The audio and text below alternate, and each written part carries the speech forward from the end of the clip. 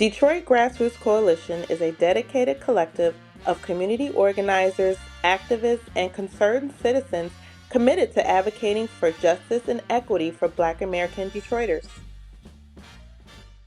We believe the power of the Detroit grassroots efforts to ensure the voices of Black Americans who descend from chattel slavery in Detroit are heard, drive change, bring real solutions to the forefront, push for policy changes that benefit Black Americans, take action and hold institutions accountable, and protect and preserve the legacies of Black American families in Detroit.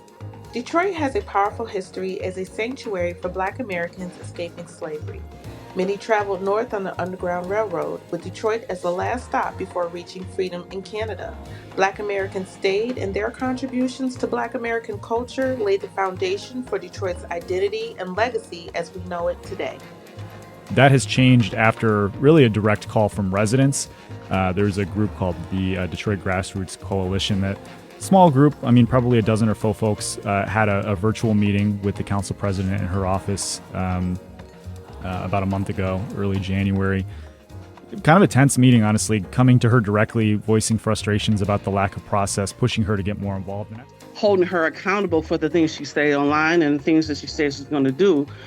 As a result of that, has blocked people on Twitter, which literally is, if you're a public figure, a politician, blocking respectful dissent.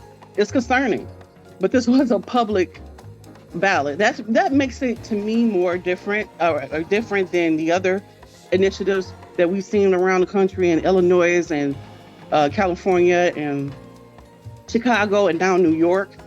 That it was a ballot initiative. So they, in one hand, kind of say, well, we don't have to, have these meetings, but it's kind of a slap in the face to the public who actually put them there.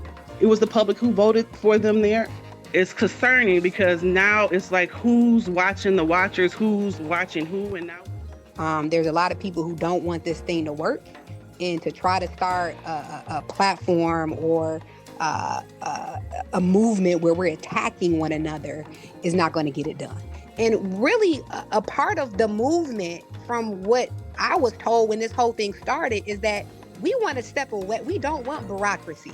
We don't want this to be government driven. It should be what your whole title is, grassroots. We want this to be driven by a community.